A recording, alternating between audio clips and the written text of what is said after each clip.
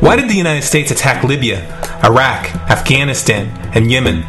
Why are U.S. operatives helping to destabilize Syria? And why is the United States government so intent on taking down Iran, in spite of the fact that Iran has not attacked any country since 1798? And what's next? What are we headed for? When you look at the current trajectory that we're on, it doesn't make any sense at all if you evaluate it based on what we're taught in school. And it doesn't make any sense if you base your worldview on the propaganda that the mainstream media tries to pass off as news. But it makes perfect sense once you know the real motives of the powers that be. In order to understand those motives, we first have to take a look at history. In 1945, the Bretton Woods Agreement established the dollar as the world reserve currency, which meant that international commodities were priced in dollars. The agreement, which gave the United States a distinct financial advantage, was made under the condition that those dollars would remain redeemable for gold at a consistent rate of $35 per ounce. The United States promised not to print very much money, but this was on the honor system, because the Federal Reserve refused to allow any audits or supervision of its printing presses. In the years leading up to 1970, expenditures in the Vietnam War made it clear to many countries that the U.S. was printing far more money than it had in gold. And in response, they began to ask for their gold back. This, of course, set off a rapid decline in the value of the dollar. The situation climaxed in 1971 when France attempted to withdraw its gold and Nixon refused. On August 15th, he made the following announcement. I have directed the Secretary of the Treasury to take the action necessary to defend the dollar against the speculators. I have directed Secretary Connally to suspend temporarily the convertibility of the dollar into gold or other reserve assets, except in amounts and conditions determined to be in the interest of monetary stability and in the best interest of the United States. This was obviously not a temporary suspension, as he claimed, but rather a permanent default. And for the rest of the world who had entrusted the United States with their gold, it was outright theft. In 1973, President Nixon asked King Faisal of Saudi Arabia to accept only U.S. dollars as payment for oil and to invest any excess profits in U.S. Treasury bonds, notes, and bills. In return, Nixon offered military protection for Saudi oil fields. The same offer was extended to each of the world's key oil-producing countries, and by 1975, every member of OPEC had agreed to only sell their oil in U.S. dollars.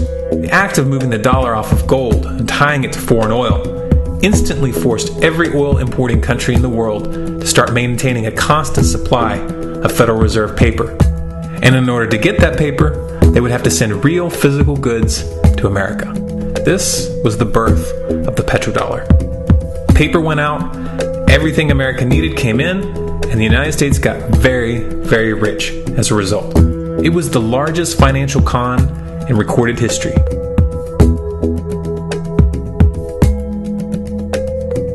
The arms race of the Cold War was a game of poker. Military expenditures were the chips, and the U.S. had an endless supply of chips. With the petrodollar under its belt, it was able to raise the stakes higher and higher, outspending every other country on the planet, until eventually U.S. military expenditures surpassed that of all other nations in the world combined. The Soviet Union never had a chance. The collapse of the communist bloc in 1991 removed the last counterbalance to American military might. The United States was now an undisputed superpower with no rival. Many hoped that this would mark the beginning of a new era of peace and stability. Unfortunately, there were those in high places who had other ideas. Within that same year, the U.S. invaded Iraq in the First Gulf War. And after crushing the Iraqi military and destroying their infrastructure, including water purification plants and hospitals, crippling sanctions were imposed which prevented that infrastructure from being rebuilt. These sanctions, which were initiated by Bush Sr. and sustained throughout the entire Clinton administration, lasted for over a decade and were estimated to have killed over 500,000 children. The Clinton administration was fully aware of these figures. We have heard that 500,000 children have died. I mean, that's more children than died in Hiroshima. And you know, is the price worth it? I think this is a very hard choice, but we think the price is worth it. Miss Albright, what exactly was it that was worth killing 500,000 kids for? In In November of 2000, Iraq began selling its oil exclusively in euros. This was a direct attack on the dollar and on U.S. financial dominance, and it wasn't going to be tolerated. In response, the U.S. government, with the assistance of the mainstream media, began to build up a massive propaganda campaign claiming that Iraq had weapons of mass destruction and was planning to use them. In 2003, the U.S. invaded, and once they had control of the country, oil sales were immediately switched back to dollars. This is particularly notable due to the fact that switching back to the dollar meant a 15 to 20% loss in revenue due to the euro's higher value. It doesn't make any sense at all unless you take the petrodollar into account. So I came back to see him a few weeks later, and by that time we were bombing in Afghanistan. I said, "Are we still going to war with Iraq?" And he said, "Oh, it's worse than that." He said, he reached over on his desk, he picked up a piece of paper, and he said, I just got this down from upstairs, meaning the Secretary of Defense's office today, and he said, "This is a memo that describes how we're going to take out 7 countries in 5 years, starting with Iraq, and then Syria, Lebanon, Libya, Somalia, Sudan, and finishing off Iran. Let's take a look at the events of the past decade and see if you see a pattern. In Libya, Gaddafi was in the process of organizing a bloc of African countries to create a gold-based currency called the dinar, which they intended to use to replace the dollar in that region. US and NATO forces helped destabilize and topple the Libyan government in 2011, and after taking control of the region, US armed rebels executed Gaddafi in cold blood and immediately set up the Libyan Central Bank. Iran has been actively campaigning to pull oil sales off of the dollar for some time now, and it has recently secured agreements to begin trading its oil in exchange for gold. In response, the US government, with mainstream media assistance, has been attempting to build international support for military strikes on the pretext of preventing Iran from building a nuclear weapon. In the meantime, they established sanctions which US officials openly admit are aimed at causing a collapse of the Iranian economy. Syria is Iran's closest ally, and they are bound by mutual defense agreements. The country is currently in the process of being destabilized with covert assistance from NATO, and though Russia and China have warned the United States not to get involved, the White House has made statements within the past month indicating that they are considering military intervention. It should be clear that military intervention in Syria and Iran isn't being considered. It's a foregone conclusion, just as it was in Iraq and Libya. The U.S. is actively working to create the context which gives them the diplomatic cover to do what they already have planned. The motive for these invasions and covert actions becomes clear when we look at them in their full context and connect the dots. Those who control the United States understand that even if a few countries begin to sell their oil in another currency, it will set off a chain reaction and the dollar will collapse. They understand that there is absolutely nothing else holding up the value of the dollar at this point, and so does the rest of the world. But rather than accepting the fact that the dollar is nearing the end of its lifespan, the powers that be have made a calculated gambit.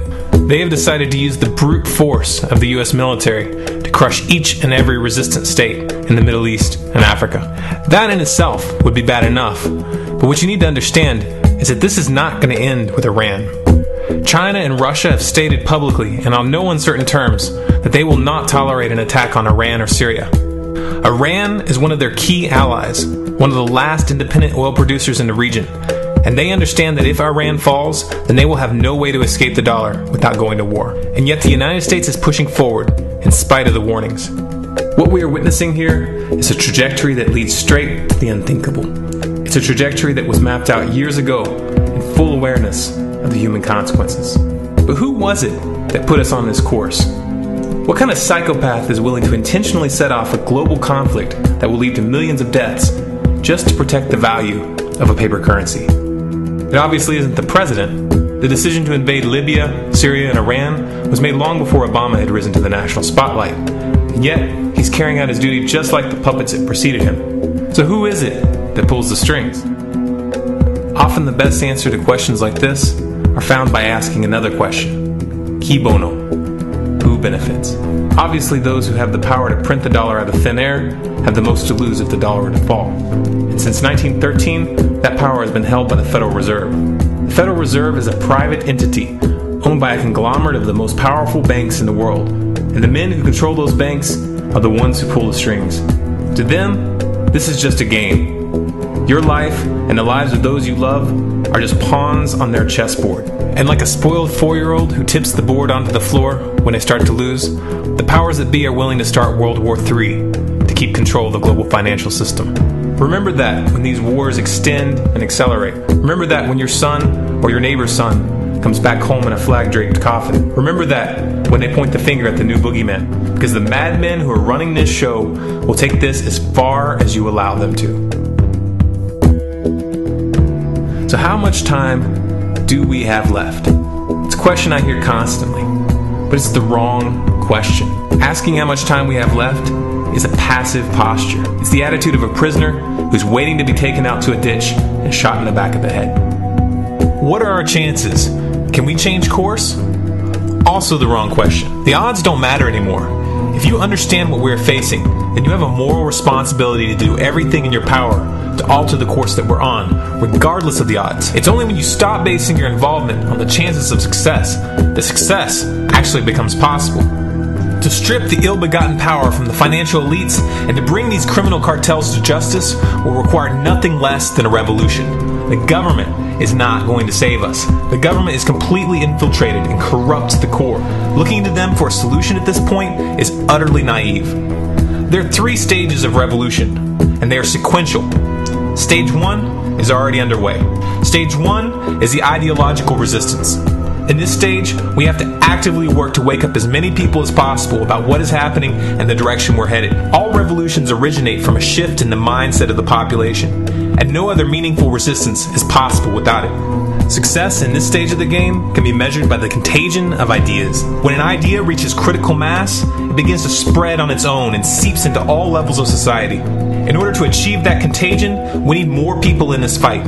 We need more people speaking out, making videos, writing articles, getting this information onto the national and international stage. And we especially need to reach the police and the military.